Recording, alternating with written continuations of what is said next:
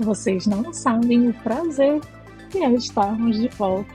Bem-vindos aqui, todas as hosts do podcast mais empoderado da comunidade de produto, com a participação especial da Thalita, nossa querida vice-presidente. E eu abro a palavra aqui para elas darem um oi pra gente. Vamos lá? Oi, eu sou a Vanessa. Oi, eu sou a Thay. Oi, eu sou a Silvana. Oi, eu sou a Su. Oi, eu sou a Rúbia. Oi, eu sou a Thalita. E no nosso episódio de estreia, a gente vai falar sobre recomeços, igualdade e salário, construindo juntas o futuro que queremos. Por falar em recomeço, a mãe da honra, estou voltando ao podcast, voltei da minha licença maternidade, está sendo um prazer estar de volta. E a ideia vai ser a gente falar um pouco de tudo. E já sem mais delongas, recomeços em tempos de mudança. O que o cenário atual do mercado de trabalho tem impactado a gente? Mandem ver, meninas. Bom, acho que um dos pontos que recentemente teve uma mudança relevante e principalmente nas empresas de tech continua acontecendo são em relação aos layoffs e às demissões em massa, né? Isso, de fato, pós-pandemia, quando as empresas viram que aquela crescente de demanda para a parte de tecnologia não iria continuar, começaram a ter os layoffs e naturalmente isso foi impactando toda a área. E para a área de produto, então, a gente viu muita pessoa que tinha bagagens interessantíssimas, com entregas super relevantes, ficando muita gente boa disponível no mercado no mesmo momento, né? Apesar de agora também ainda não estar sendo dito tanto quanto no ano passado sobre os layoffs, mas as Big Techs também ainda continuam na onda de novos cortes, né? Então, acho que esse foi um ponto marcante que continua aí para esse ano e acho que vai ser um desafio para o mercado de produto como um todo, até a recolocação e o mercado se reorganizar de novo, né? Vai levar um tempo aí, o que dificulta bastante para quem quer entrar na área, né? Considerando a oferta de profissionais super competentes que entrou ao mesmo tempo disponível no mercado, né? Bom, da minha parte, o que eu observo é que essa onda de demissões, essas estruturações, elas também afetaram a saúde mental das pessoas, né? Eu acho que muita ansiedade, muita preocupação, muito medo, e a gente sabe que o medo não é um bom conselheiro, né? Em momentos de crise, a gente tende aí a tomar decisões que nem sempre são as mais assertivas. Então, penso um pouco disso, e muita gente também com aquela preocupação de fazer uma transição e às vezes pelos motivos equivocados. Então, eu acho que toda essa repercussão, muitas áreas aí sendo discutidas no sentido, vai permanecer ainda? Ainda faz sentido determinados papéis? O que eu observei, o que eu percebo é que isso também gerou, para algumas pessoas, eu acho que é uma oportunidade até de buscar aí, né, uma nova frente de carreira, mas para outras eu percebo que foi até uma fuga, né, para a sobrevivência. Então, essa é a leitura que eu faço em relação a tudo isso que tem acontecido. Eu gostaria de trazer um ponto que talvez bate diferente em relação a todos esses que a gente está discutindo, mas é algo que eu tenho refletido bastante. Talvez eu não sei o quanto as pessoas também refletem sobre isso. Esse é o tipo de cenário que a gente não tem como prever e não tem muito controle sobre. Então, acho que tem um outro lado também de como que a gente se prepara como profissionais para as coisas inesperadas. Assim como a pandemia também foi uma situação que ninguém esperava, seja pessoas, seja organizações. E quando a gente fala sobre a parte emocional da coisa, a gente tem que tentar elaborar sobre coisas que acontecem nesse sentido para a gente estar preparado para coisas que a gente não sabe que vai acontecer. Para conseguir lidar melhor com esses tipos de situações. Não que vai ficar fácil, mas buscar formas de que a gente consiga amadurecer aos poucos e tornar isso melhor de levar na nossa vida do que realmente está acontecendo, porque isso vai impactar em tudo. Vai impactar no nosso dia a dia de trabalho, na nossa performance, vai impactar na nossa vida pessoal, como nós nos relacionamos com todas as pessoas ao nosso redor. Então, como que a gente faz para encontrar esse equilíbrio entre como que eu lido com essa situação e como que não é que eu devo aceitar a situação, porque dependendo de contextos e de pessoas, a situação não é mais fácil, mas como eu me preparo como profissional para situações que eu não sei que podem acontecer, mas que de fato vão acontecer em algum momento. E aí eu tenho que tornar essas fases da vida cada vez mais fáceis de superá-las. De novo, não é que vai se tornar não é que eu devo aceitar as situações e as decisões, mas são coisas que a gente não tem controle. E o que a gente não tem controle, se a gente não conseguir minimamente lidar com elas, tudo vai se tornar muito pior. Muito pior. Então, acho que tem que ter esse equilíbrio também sobre o que está ao nosso alcance, o que não está, e como que a gente consegue lidar com isso para estar mais preparado com coisas que a gente não espera. Então, isso acho que é outro ponto importante que eu não vejo muitas pessoas falando sobre. Apesar de que a gente pode aqui trazer muitas dicas, e a gente vai também, porque, claro, isso é muito importante para os profissionais que ou que ainda estão fazendo transição, ou que ainda estão desempregados. Enfim, a gente tem vários contextos. E é importante ter dicas que ajudem a direcionar próximos passos, mas a gente também precisa botar na mesa o lado emocional, como a gente trabalha isso, para conseguir sobreviver a essas situações que vão surgir em muitos momentos que a gente não tem controle de fato. Boa. Eu acho que concordo com o que a Thay tá falando. A gente tem um EP que a gente, se não me engano, é o 85, e aí eu não sei o título dele, não me lembro, não me recordo. Mas a gente fala muito sobre como priorizar a nossa carreira. Tem várias falas interessantes ali que a Jéssica, a Silvana fala, mas eu acho que, sintetizando um pouco esse episódio, ele fala muito para a gente fazer uma autoanálise interna de entender o que a gente quer. Entendendo o que a gente quer, a gente consegue entender um pouco o mundo à nossa volta. De sabendo que tudo que vai acontecer a gente não tem controle. A gente não sabe se o nosso chefe vai chegar amanhã e vai demitir a gente. A gente não tem controle. A gente tem que lidar com as coisas que estão acontecendo. Então, quando a gente está ciente do que a gente quer para nossa carreira, do que a gente está fazendo, se a gente está se próprio organizando, eu acho que a gente consegue sofrer menos e cuidar mais da nossa saúde mental também, quando as coisas não controladas acontecem, sabe? E eu acho que é muito engraçado, porque quando eu escutei aquele EP, eu também participo dele, mas eu escutei ele depois, me ajudou bastante a tomar algumas decisões na minha vida profissional de carreira, porque de entender aonde eu quero chegar, qual que é o objetivo, porque assim a gente consegue escolher, e aí a gente escolhendo, a gente consegue minimamente controlar as coisas que estão acontecendo ao nosso redor.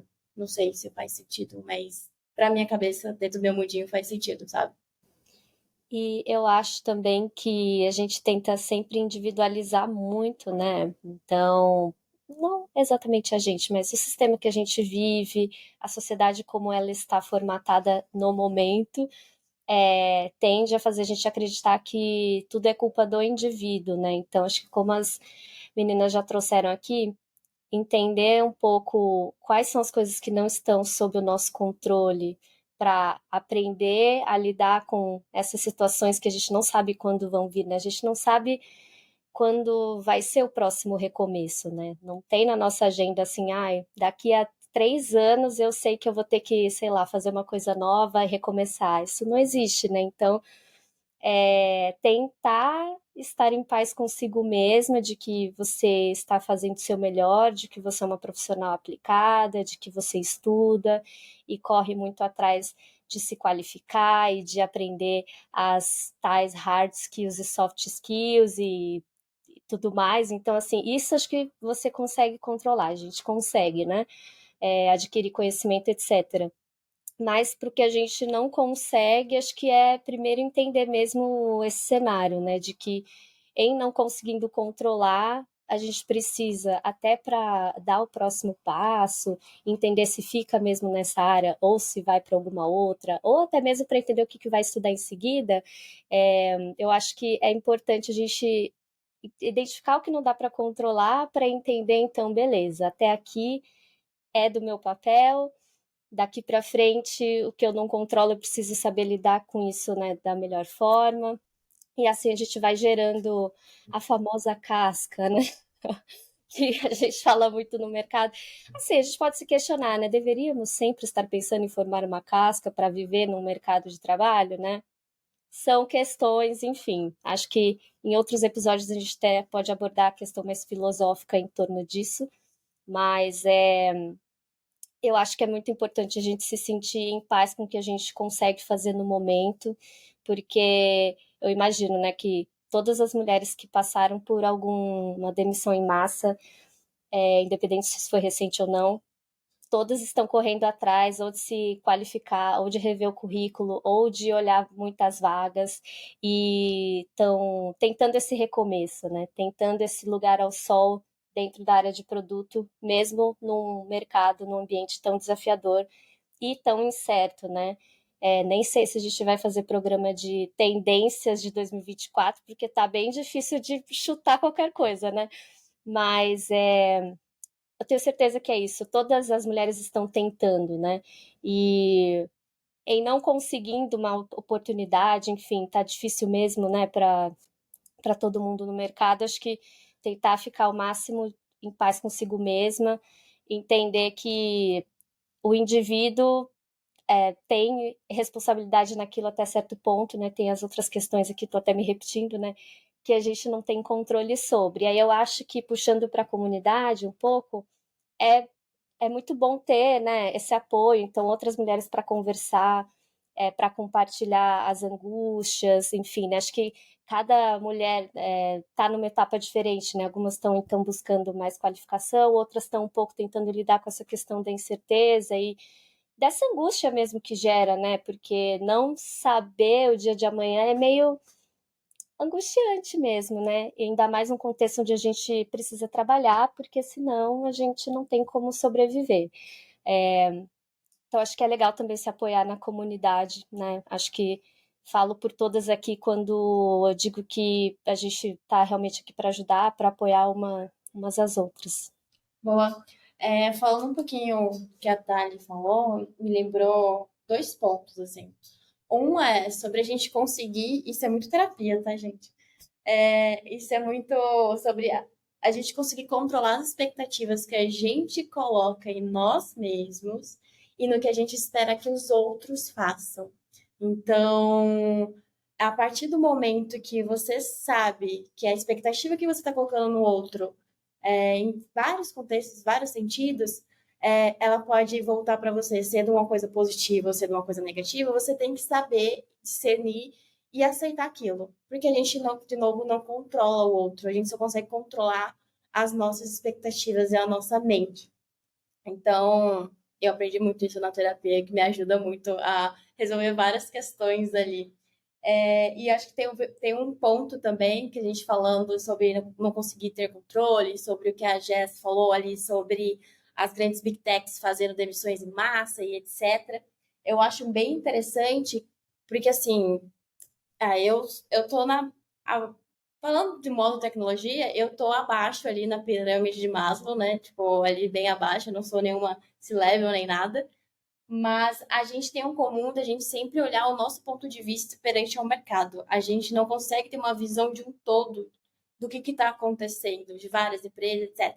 Parece que eu estou defendendo muitas empresas aqui. Não estou querendo defender as empresas, mas eu acho legal a gente começar também a entender e ver outros tipos de pontos de vista. O mercado está mudando e a gente está falando muito da parte de produto. O ano passado, não me recordo direito, mas no ano passado a gente não se falava muito de inteligência artificial, mas de um para cá, todas as empresas, alguns anos atrás, a gente não falava sobre, existe um PM de data, existe um PM de growth. Então, foi se quebrando, foi se mudando. O mercado, existe uma analogia muito bonita para isso, mas eu não consigo lembrar, mas ele vai se moldando a tudo que está acontecendo ao redor. Então, do mesmo jeito que a gente está se comportando, tentando se adequar ao mercado, o mercado também está mudando. E aí, eu acho que a gente precisa estar bem consigo mesmo e conseguir identificar os outros pontos de vista, tanto do mercado, das grandes empresas, para a gente entender o que lá na frente eu vou conseguir ter um emprego e que hoje, talvez hoje seja um boom de mercado, mas de segmento, mas lá na frente talvez não seja um boom, seja substituído por outra coisa. É a gente conseguir ter uma visão um pouco mais estratégica do que a gente está querendo, sabe? Eu posso ter dialogado um pouquinho a mais, defendendo o capitalismo e as empresas, mas não é isso que eu quero. Boa, Vanessa, eu acho que deu para entender seu ponto, não necessariamente aí a favor do capitalismo, né, mas também não tão contra. Eu acho que uma coisa que você falou e que eu concordo bastante é que o mercado vai mudando, ele vai tendo moldes diferentes, ele vai se adaptando às necessidades econômicas e o mercado responde muito isso, o mundo de tecnologia responde muito isso. Acho que vocês já deram um pouco, tipo, uma palhinha, assim, mas como que a gente consegue realmente aproveitar esse momento de recomeço? Porque acho que tudo isso que vocês falaram é importante, da gente ser resiliente, mas assim, na prática mesmo, no dia a dia, quando bate desespero, chegou a mudança, bateu na porta, assim, o que vocês veem de passos que a gente pode fazer quando se depara com uma situação assim? Eu vou falar agora, pode parecer muito tirado de livro de autoajuda, mas não. Pode parecer muito. Ah, tá falando isso porque tá com emprego, recebendo dinheiro ali todo final de mês. Mas tem um livro do Nissan Taleb, Antifrágil. Maravilhoso. Porque não é você apenas aceitar ali o que aconteceu e ficar por isso mesmo. É você se resignar e, opa, o que que eu posso tirar de aprendizado dessa situação? O que que eu posso utilizar para me colocar em movimento novamente, para, né, seguir? E aí, junta esse conceito e pega, volta aqui pro início do episódio e escuta de novo tudo que a galera falou, tudo que as meninas trouxeram. Pode ser forma de movimento, colocar em ação quando se pego de surpresa, né? Se priorizar, traçar estratégias de olhar ali, melhorar, né? Ir para o outro nível, digamos assim, aumentar os seus níveis de qualificação em soft, hard skills, enfim. É não ficar parado, se vitimizando e ai, não consigo e tal. Coloque em movimento os aprendizados em cima da situação, fazendo a roda girar. Eu tô nesse momento de transição de carreira, então quando eu vejo os layoffs, é natural, às vezes dá um susto. Ai, meu Deus do céu, mais layoffs, eu quero que surjam vagas, não layoffs. É interessante, eu acho que é interessante realmente ter uma comunidade que você se apoie, se escute, sabe que você não está sozinho, mas eu acho que a linha também é tênue de você não se abalar tanto, porque é muito fácil você ficar para baixo, você ficar se lamentando, você ficar triste, não vai ter vaga mesmo porque tá tendo muito layoff, o mercado tá ruim. Eu acho que não é só isso, é começar a olhar, como vocês falaram, o que que eu posso melhorar, que competências eu posso desenvolver, o que é que está faltando aqui, para que eu seja percebida e consiga a minha sonhada vaga, entendeu? Porque esses movimentos do mercado, eles sempre vão existir. Eles sempre vão estar mudando. Então, a gente não pode só se acomodar e ficar parado e ficar sofrendo. Vai ter momentos de tristeza, com certeza, eles vão existir. Mas é isso, ele não pode ser paralisante, ao ponto de você não conseguir prosseguir e ir em frente. Pegando um pouquinho o gancho da Rubia, que a Lai falou, acho que um exemplo mais palpável, assim, para quem está escutando. Eu fui uma pessoa que foi bastante demitida em toda a minha carreira, então eu tive que ressignificar o poder de demissão. E óbvio que eu sempre tive uma autocrítica muito grande dentro de mim, principalmente por ser mulher no mercado, acho que não vou entrar tanto nesse assunto, mas eu sempre optei depois do meu tempo de sofrimento, que eu acho que você tem que ter esse tempo de tristeza, sofrimento, não é gostoso passar por esse processo, é triste, é penoso, dói, mas depois que você passou, e que não vai passar, mas você tem que dar a sua próxima etapa, eu acho que você tem que olhar para dentro e falar, ok, Se você tiver uma possibilidade de conversar com as pessoas com quem você trabalhou, de pedir um feedback, de conversar, acho interessante, porque você consegue ver visões de você dentro daquele ambiente do trabalho. E aí você consegue também ver o que você poderia melhorar. Talvez seja a minha comunicação que eu posso melhorar. Então, talvez ler alguns livros, fazer alguma mentoria, e você fazer se mapear com o que você tem, mapear o financeiro que você tem para investir naquele momento, que provavelmente se você for demitido, você tem que arcar com as contas de casa, etc.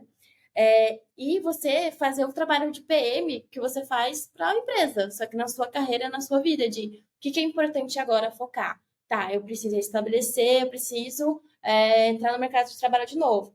Vou fazer conexões com outras pessoas, vou tentar ver se outros PMs gostariam de bater um papo, de entender se poderia ter alguma mentoria gratuita, que a comunidade de produto, no geral, é muito grande e muito solícita. E eu acho que a gente também tem a comunidade de mulheres de produto que, cara, se precisar de qualquer coisa, a gente vai ajudar, dependendo, tem várias mulheres ali para diferentes escopos que conseguem te auxiliar.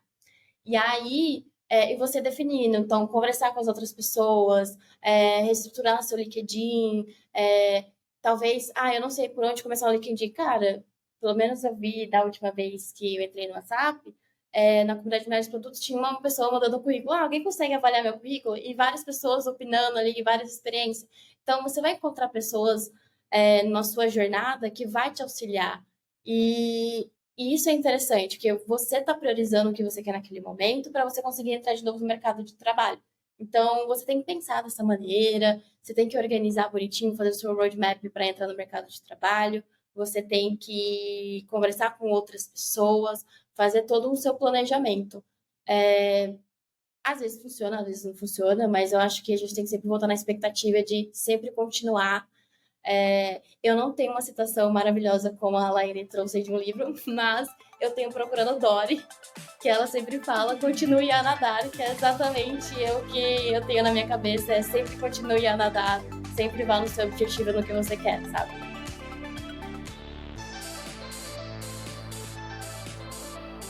Então, eu vou introduzir aqui uma outra parte do nosso episódio, e ela é sobre negociação de salário, salário no geral. Na verdade, não no geral, né?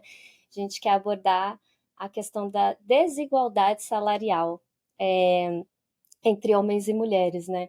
Ela é uma realidade hoje na área de gestão de produtos no Brasil, mas ela também é uma realidade nas outras áreas do mercado de trabalho, né? Em todas as áreas, eu arrisco dizer, existe essa diferença onde a mulher ganha menos que os homens, desempenhando o mesmo papel, o mesmo cargo. Eu acho que até antes vou fazer um mini jabá do nosso livro, Gestão de Produtos Como Você Nunca Viu. Lá a gente tem 2 capítulos que falam um pouco, trazem um pouco do contexto da mulher no mercado de trabalho e a visão das mulheres sobre, né, esse papel no mercado de trabalho. Então, confere lá no nosso livro, não é só esse conteúdo que é maravilhoso, mas o livro inteiro está incrível. E então, nesse contexto, para o Dia das Mulheres, para o Dia Internacional das Mulheres desse ano, a gente ficou pensando muito assim, o que será que a gente faz, né? Porque não é um dia exatamente de homenagem ou só homenagens, né? É meio que uma luta, né? Então, ser mulher em todas as suas diferenças, interseccionalidades e tudo que envolve ser uma mulher hoje na sociedade tem muita dificuldade, né? Não é? Tá longe de ser um mar de rosas, né? Todos os dias vemos casos de feminicídio nos jornais, né? Para ser um pouco mais drástica e realista. Então, e é uma data pra gente, aí eu tô falando da gente assim, vou falar pela Jaque, né, presidente da comunidade também, que pra gente sempre foi muito corrida, a gente sempre fez uma coisa assim, gente, legal, vamos lembrar esse dia, mas é de luta, a gente tem que mudar muita coisa ainda e tal. E aí esse ano a gente decidiu fazer algo diferente, então hoje, Dia Internacional da Mulher, nós estamos lançando o Manifesto pela Igualdade Salarial, que é uma maneira que nós encontramos de colocar esse debate de uma forma mais incisiva e clara para a comunidade de produto, em termos de o que é que a gente pode realmente fazer, né? Como é que as empresas podem ter acionáveis e como a gente pode cobrar as empresas de que elas tenham mecanismos de garantir essa igualdade salarial que virou lei, né? Então, recentemente saiu uma lei justamente para proteger as mulheres nesse ponto, né? Então, a gente está lançando hoje em todos os canais, vocês podem ler esse manifesto, compartilhem esse manifesto, né? Entrem nessa luta aí com a gente e a gente quer ver essa discussão ser mais fomentada mesmo, que a gente fale de salário de uma maneira mais aberta, mais transparente, que a gente saiba realmente quanto está ganhando o nosso par, para a gente também conseguir lutar, pleitear um salário igual e até, claro, aumentos de salário.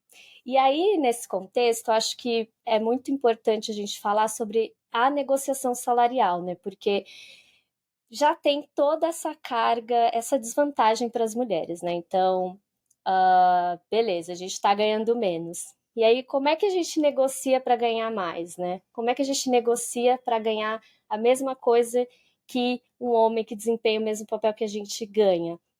Então, eu queria, assim, ouvir um pouquinho de vocês, como é que, na verdade, vocês já passaram por isso? Se vocês já passaram por isso, eu acredito que sim.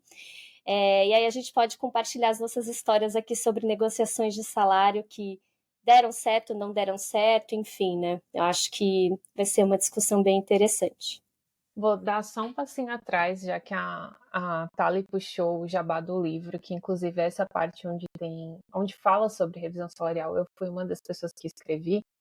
E só para trazer um comparativo do que eu escrevi lá, quando a gente estava fazendo os capítulos do livro e como está hoje, já dá para notar uma diferença, mas uma diferença infelizmente negativa, porque a gente tem um contexto de quando teve um declínio das mulheres na tecnologia, e aí só homens estavam na tecnologia, e depois começou a ter de novo vir mais mulheres para a tecnologia, e aí a gente estava caminhando, estava começando a ver alguns dados, vou dizer alguns, mas eu estou sendo assim, não que isso seja positivo, mas a gente estava conseguindo ver uma melhora em um determinado período de tempo mais próximo da atualidade, em relação a salário, em relação a mulheres em posições de liderança, mesmo que ainda muito baixo, mas a gente já estava vendo essa caminhada acontecendo.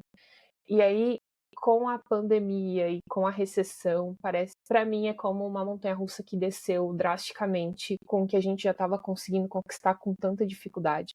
Porque as mais impactadas foram as mulheres, a relação agora de contratar novamente para as empresas que começaram a contratar de novo, o salário está muito mais baixo.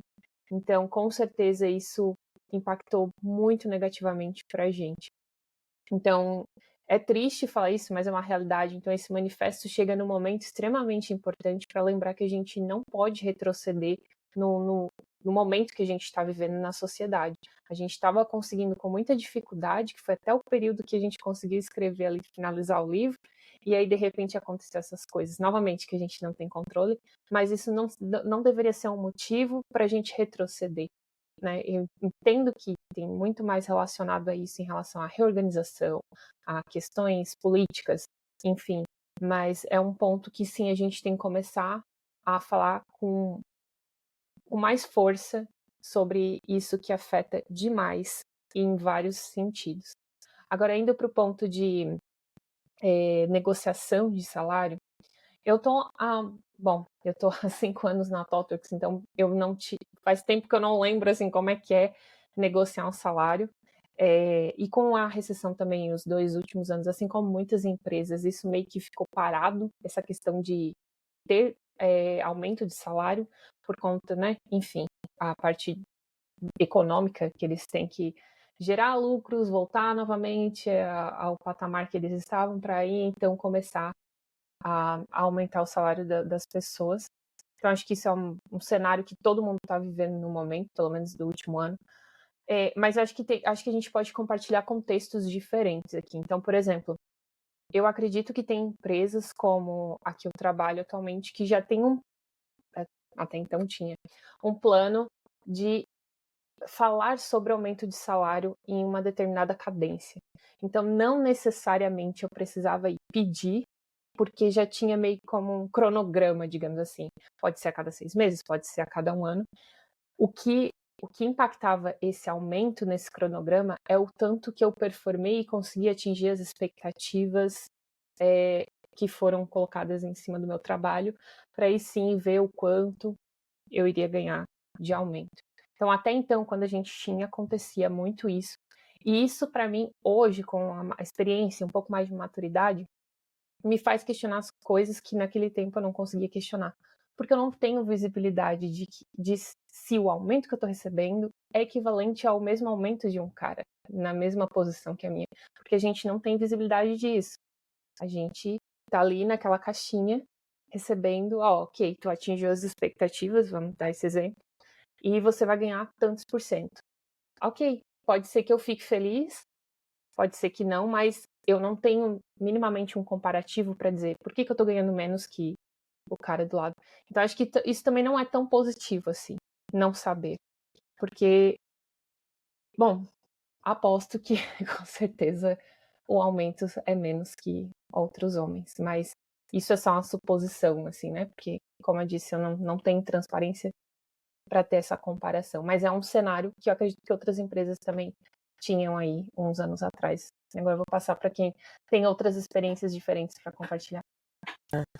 Eu acho bem pouco positivo, tá, Thay? Eu acho que a gente fala muito pouco sobre salário. Eu acho que é uma característica Brasil também, mercado de trabalho, em relação a gente ter esse desconhecimento e impede a gente de pedir, né, de forma estratégica um salário que é devido à nossa à altura, né, dos nossos conhecimentos e contribuições.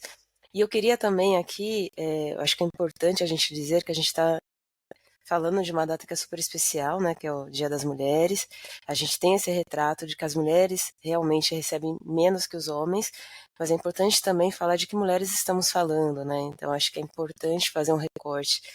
Então mulheres brancas recebem menos que homens brancos, mas mulheres negras recebem ainda menos. Então acho que quando a gente vai observar a cadeia, então no topo tá os homens brancos, depois as mulheres brancas, depois os homens negros e por último as mulheres negras.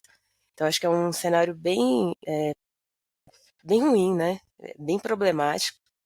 E penso que enquanto não houver políticas e empresas comprometidas com esses acertos, eu acho que fica muito ruim individualizar esse problema, porque eu acho que sim, é importante apresentar os seus resultados, apresentar as suas contribuições e pleitear um salário equivalente ao que o seu cargo, a sua atuação.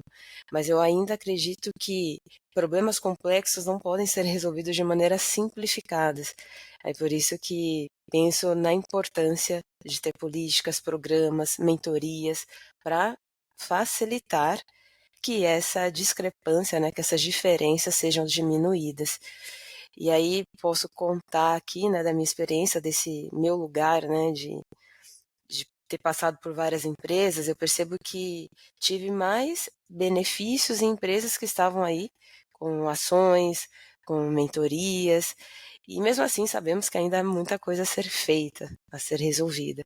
Mas eu ainda penso aí nesse direcionar esta problemática para quem realmente pode também contribuir com isso, porque senão fica muito nessa questão do indivíduo e sozinhos a gente não consegue, né, todas as mudanças que a gente precisa e no tempo que a gente precisa, né, porque foram anos, né, de muita dificuldade, ainda e aí eu acho que para ter mais velocidade, eu acho que tem que ser plural, eu acredito muito nisso.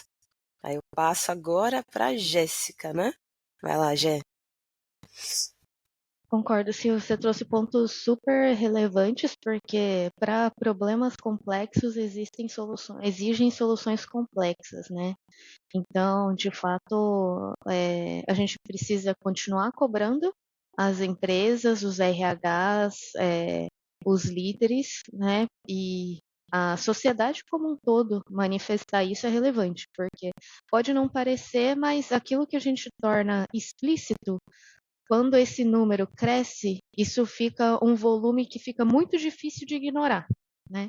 Então, é assim que a gente pressiona tanto o mercado quanto empresas, né? Eu tenho certeza que essa mudança que teve nas últimas 2 décadas em relação a várias minorias não foi por simplesmente boa vontade de porque alguém sentou lá naquela cadeira que toma a decisão e achou bom. Foi por, obviamente, perceber que existia um público exigente que colocava isso em pauta para tomar decisão de compra, para tomar decisão de investimento, para tomar decisão de escolha de trabalho, né? E assim sucessivamente foi o que começa a pressionar e pressionando todos os âmbitos da empresa, né? E aí as empresas identificando isso, ela vai se movendo para ter políticas para incluir cada vez mais e atender um público cada vez mais diverso, né? Eu gosto também, ao mesmo tempo, de falar dentro daquilo de o que a gente pode fazer como coletivo, como sociedade, e também tentar trazer um pouquinho da contribuição de aquilo que está dentro do seu controle como indivíduo, né? Acho que a nossa organização aqui do Mulheres de Produto tem muitas iniciativas do coletivo nesse sentido. Esse manifesto acho que é uma materialização disso. E aí, pensando um pouco dentro daquilo que está no seu alcance, dentro daquilo que está no seu controle individual, né, para tomar alguma ação nesse sentido, acho que procura pessoas para se conectar, para entender como que está o mercado nesse momento, porque a falta de visibilidade é o mais difícil, né? Como que você vai cobrar uma equidade salarial ou um aumento ou alguma coisa se você não tem informação sobre? Então, criar conexões dentro da empresa que você trabalha ou empresas concorrentes que você consiga comparar, né, equivalências de cargo, atribuições, etc., vai te dar um norte para discutir alguma coisa com a tua gestão, com a tua liderança, ou mesmo se você está buscando um emprego, né? Se você é alguém que está buscando uma recolocação, seja por transição, seja por uma nova posição no mercado, né? Conecte-se com pessoas que estão lá naquele lugar. Isso, por exemplo, eu sei que a gente tem muita dificuldade, né, em uma entrevista de emprego negociar salário. E já a primeira pergunta nos formulários que vem geralmente é qual a sua pretensão salarial? E não pode colocar combinar, né? Então já vem aquela peneira inicial. Antes mesmo de ter a possibilidade de conversar com alguém, você precisa dar um número. E o que eu fui aprendendo, assim, compartilhando um pouco de experiência pessoal, passando em várias empresas diferentes, né? Eu confesso que eu também não consegui desenvolver essa habilidade de fazer uma nossa negociação salarial em um momento delicado de entrevista, por exemplo. Principalmente para aquela que é uma empresa que você está super afim de entrar, e aí fica ainda mais difícil, né? Então, uma estratégia assim que eu desenvolvi foi, além de pesquisar o que era compatível, eu falava já um número que fazia sentido com aquela posição, já com uma pesquisa prévia de o que fazia sentido. Então, por exemplo, se eu ganhava X e naquele lugar 30% a mais, geralmente sempre vem a pergunta de quanto que você ganha. Se não vem aquela pergunta de qual que é a sua pretensão salarial, já vem aquela pergunta de qual que é o seu salário, né? Geralmente vem uma dessas duas. E quando vinha eu já falava o valor desses 30% a mais, já considerando como se fosse o atual. Porque aí muitas empresas fazem o quê? Eles sabem que as mulheres não vão conseguir negociar ou, enfim, vai ficar com um receio. E aí já tá já pega aquele valor um pouquinho a mais do que aquilo que você disse, né? Geralmente, quando a proposta é bem sucedida, vem mais ou menos nessa linha. E aí, pelo menos para mim, foi algo assim que eu consegui fazer dentro daquilo que eu tinha de soft skills na época. E eu acho que sempre é algo que a gente pode ir desenvolvendo, claro, né? E eu me incluo nisso, por exemplo. né? Para mim, um desafio hoje é, já estando dentro da empresa, como abordar esse assunto de uma forma sólida, assim. Porque, é claro, entrega sim, mas geralmente quando entra na parte de números, entra restrições de budget, mil outros argumentos que não necessariamente porque eu bati todas as metas, foi entregue, né, que significa que o meu argumento vai ser suficiente. E é claro que, né, a gente precisa aprender a lidar também com a frustração, que às vezes tem timing, tem momentos, mas até para mim também, eu fui, em vez de buscar já habilidade, né, na última ponta, foi uma forma que eu aprendi e que para mim funcionou como um step antes de conseguir desenvolver essa habilidade de negociação. Vou falar daqui de um ponto de vista um pouco diferente de vocês, eu acho que diferente da Thay, Thali, Silvana, enfim, das meninas que falaram. Eu tô no começo de carreira e antes de ser, né, efetivada no lugar que eu tô trabalhando, eu participei de alguns processos seletivos e recebi algumas propostas. E eu tenho 2 pontos, assim, com relação a isso, porque é diferente, né, quando você tá começando, principalmente na área de tecnologia, em que, no geral, os salários são um pouco mais altos do que outros cargos. Então, tipo, no meu ambiente, eu comparo com pessoas que estão trabalhando em empresas mais tradicionais, que não envolvem tecnologia, e, tipo assim, os salários são bem diferentes para um júnior, sabe. E nesse momento, então, quando você recebe essa proposta, eu acho que tem 2 principais desafios. O primeiro é de, tipo, você tá recebendo uma proposta, tá no começo de carreira, como, né, fazer essa negociação, como entender, tipo assim, se realmente esse valor que a pessoa tá te propondo faz sentido para o escopo que você vai pegar, para a posição que você tá exercendo. E para mim, um outro desafio é justamente dado toda essa, o meu recorte social, hoje, tipo, esse salário, mesmo que de forma inicial, ainda representa um valor de certa forma substancial, sabe? E aí a gente às vezes pode acabar caindo na armadilha de que, ah, tá bom, então, tipo, não vou entender com outras pessoas que estão nessa mesma posição que eu, o quanto elas ganham.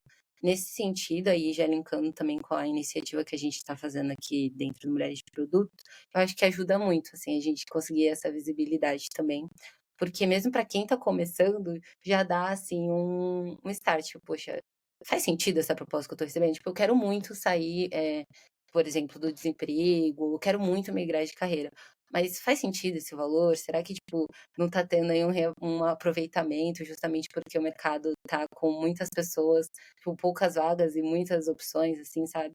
Então, ter esse material, ter essa informação nos ajuda também a filtrar muito nesse início de carreira também. Então, é mais isso. Boa. Em cima disso tudo, assim, a gente falou, trouxemos pontos de vista de quem já está aí há um tempo, passou por várias negociações. A Su trouxe o ponto de vista, né, do início de carreira. E o ponto de vista das mulheres que são mães, que estão aí buscando uma recolocação, que estão buscando mudar de emprego, que estão buscando migrar de área, como é que fica a questão da negociação e tudo mais, porque aí eu não posso falar por todos, mas falando por mim, e que também ainda não passei pela experiência de estar buscando, né, emprego, porque me tornei mãe, estava empregada já, mas é no sentido de só o fato de ser mulher e estar ali na busca do emprego, tu sabe que já tem zilhões na tua frente. E para negociar, quando vem ali fazendo o gancho com o que a Jéssica trouxe, do salário, qual que é a expectativa, a pretensão salarial? Meio que, por muitas vezes, mesmo até sem ser mãe, quando eu estava ali na pindaíba, enfim, querendo o meu lugar ao sol, enfim, eu me deparava com essa pergunta e ficava, porra, como é que eu faço para não ser, sorry o palavrão, como que eu faço para não ser limada na pergunta da pretensão salarial? Então, muitas vezes, de acordo com o que nos move a necessidade, a gente acaba tentando ali, é, nem, nem utiliza as técnicas ali como a dos 30% e tudo mais, relacionado ao que se espera ganhar, porque a gente só quer entrar, só quer ali estar recebendo o salário. E para a mãe que precisa que muitas vezes é o sustento da casa, que é o pai, a mãe, enfim, acaba sendo como que tu vai negociar algo que tu só quer pelo menos ter, sabe? Então, fica aí o questionamento, né? E é justamente nessa fase da vida que a diferença salarial aumenta, né, entre homens e mulheres. No começo tem a diferença, mas ainda consegue equiparar. No momento que você se torna mãe, seu salário cai. Muitas mulheres, inclusive, relataram, ano passado eu vi muito, que quando voltaram da licença maternidade, mesmo performando excelente, tendo um trabalho bacana, voltaram e depois de um tempo foram demitidas. Que a conversa era simplesmente, durante a sua licença maternidade nós conseguiríamos reorganizar, ou seja, você não é mais interessante estar aqui e ser demitida. E aí, o LinkedIn às vezes também, né, é positivo nisso, que dá visibilidade a esse tipo de assunto, e também uma rede de apoio, né, e outras pessoas ajudando nessa recolocação. E é um ciclo vicioso, né, você fica esse tempo fora do mercado de trabalho, você não vai melhorando, e fica mais difícil você retornar, e aí os salários acabam sendo menores porque você quer entrar novamente no mercado de trabalho, e é isso. Não sei como é que quebra esse ciclo, acho que é realmente discutindo, expondo, tendo leis e elas sejam realmente efetivas, para ver se em algum momento a gente consegue equiparar essa injustiça, né? Porque homens, quando têm seus filhos, eles continuam trabalhando normalmente. Que o trabalho de cuidar sempre é relacionado à mulher, né?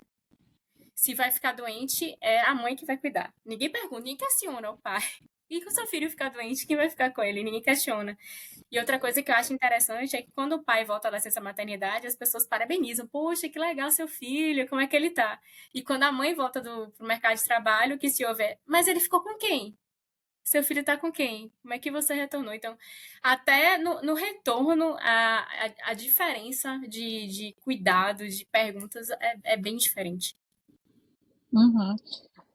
Nesse caso, faz até sentido, meio que dando aqui dicas, né? Enfim, olhar, pesquisar bem ali sobre a empresa, ver se tem políticas, programas relacionados à contratação de mulheres, como que é a experiência de outras mulheres que, enfim, ficaram grávidas e tudo mais. Para minha felicidade, a empresa que eu trabalho tem um programa de acompanhamento. Então, quando eu estava grávida, todo mês uma enfermeira ligava, questionava, perguntava como estava a saúde do bebê na gestação, a minha saúde, se colocava à disposição para tirar dúvidas e tudo mais, e também tinha um acompanhamento da psicóloga, contratada pela empresa, para trabalhar ali a minha saída para a licença maternidade e o meu retorno de volta para a empresa, né? E eu fiquei meio que traumatizada quando descobri a gravidez por conta disso. Como que vai ser? Trabalho as meninas aí. Quem tá comigo aí há mais tempo soube.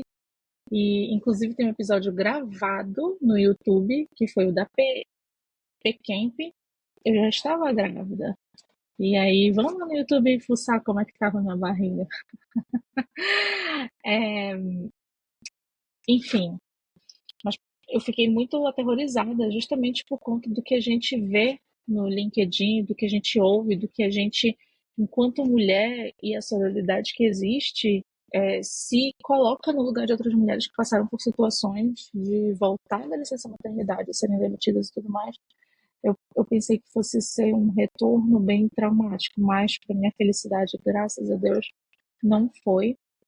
Foi muito bem dentro do processo que a empresa tem para o retorno de mulheres que voltam, né, de licença maternidade e tudo mais. Então, não tenho o que falar, não tenho o que dizer um A.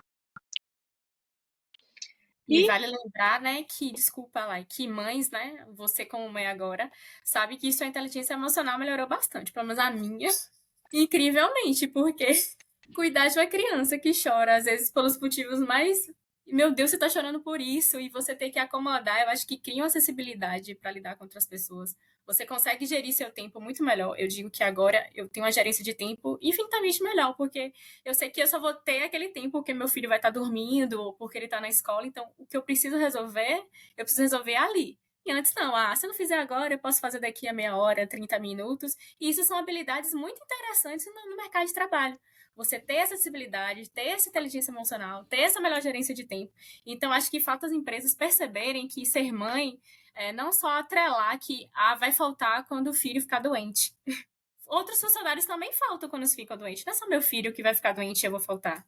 Um homem também vai ficar doente e vai faltar. Então, é perceber as qualidades que vêm atreladas com a maternidade e explorar isso. Essa sensibilidade e essa inteligência emocional. E isso é tão verdade que o papo está ótimo, maravilhoso, mas a gente precisa se endereçar para o final, porque aqui na minha gestão de tempo, meus amores, eu só tenho mais 10 minutos. Porque preciso cuidar do meu neneco. E tudo que o Rubia falou agora é real, gente. A gestão de tempo, tudo que a gente passa a fazer, o dia tem 24 horas, as mesmas 24 horas de quando eu não estava grávida, de quando eu não tinha um filho, mas parece que agora assim rende muito mais. É sobre isso. Então, faço o convite aqui para que vocês possam deixar aqui, recapitular, trazer ali o ponto-chave. Se a nossa audiência fosse levar uma frase ali desse episódio, qual que seria na visão de cada uma de vocês? Posso ir. Eu acho que é inteligência emocional, mais do que qualquer outra ferramenta ou método que você esteja usando no seu dia a dia. Tem que sempre vir atrelado isso para enfrentar qualquer situação que vá acontecer. Então, tente encaixar de alguma forma algum estudo, ou com quem você converse, ou com alguém que você se inspire sobre o tema, para tentar trazer mais para o dia a dia como lidar. A terapia já é alguma coisa também que é essencial assim para quem tem a oportunidade de fazer, mas eu sei que isso não é uma realidade de todos, então buscar sobre o tema, como atrelar isso no dia a dia, eu acho que vai ser essencial para qualquer coisa que a gente vai viver agora, daqui para frente, eu diria. Dado tudo que a gente já vem vivendo, então talvez ter esse olhar para elaborar sobre as coisas que acontecem vai ser muito importante, cada vez mais. Vou até olhar para a câmera. Não queremos bombom, não queremos flores, queremos um salário igualitário e contratem mães. Acho que para mim esse é o resumo. O que eu costumo dizer é que eu sou uma otimista realista, né? Apesar de sempre tentar me preparar o máximo possível, pensando nos cenários mais desafiadores que pode acontecer, eu não gosto de perder o otimismo. Então, assim como tem momentos que a gente dá um avanço mais rápido, às vezes a gente vê que claramente tem alguns passos para trás, mas eu enxergo que a gente sempre está caminhando para frente. E é muito bom e eu me sinto muito realizada em fazer parte desse grupo de pessoas que está aí abrindo esse caminho e buscando puxar isso para ir cada vez mais para frente. Então, junte-se a essas pessoas. Acho que é isso. Acho que eu vou retomar um pouco do que a gente estava falando no começo e ser resiliente, assim, como se fosse a sua amiga que estivesse passando por isso. Eu acho que quando a situação está acontecendo com outras pessoas, a gente sempre tem bons conselhos, a gente sempre tem um otimismo, a gente consegue ver a luz no fim do túnel, mas quando está acontecendo com a gente fica, meu Deus, socorre agora, eu não sei o que fazer, eu não sei para onde ir. E no fundo, às vezes você sabe, assim, sabe? É bom ter apoio de outras pessoas, às vezes a gente não consegue ser nossa própria amiga, então, nesse passo da resiliência, estar perto de uma comunidade com mulheres de produto com certeza vai ajudar bastante, mas é importante você ser resiliente por você mesmo. Essa seria a minha frase. Bom, para mim a palavra é autoconhecimento, está muito relacionado aí à resiliência, né? Porque eu acho que a partir do autoconhecimento a gente desenvolve aí uma capacidade de resiliência muito potente. E eu acho que é isso. Para mim, autoconhecimento é que e pode ser obtido de várias maneiras, tem muitas ferramentas, muitos caminhos, mas eu acho que é importante. Eu acho que quando a gente consegue aí ter esse autoconhecimento, essa autoliderança da gente mesmo, eu acho que a gente tem uma capacidade muito aumentada para lidar com as dificuldades, com os desafios que existem aí nesse mercado, que é tão duro com a gente, né? Eu, igual a Suelen, acredito também em resiliência, porque dificuldades sempre vão existir, mas a gente tem que seguir em frente, só tem a opção de seguir. E seguir, saber exatamente o que você quer. Esses dias eu vi até um comentário no LinkedIn que eu achei bem interessante.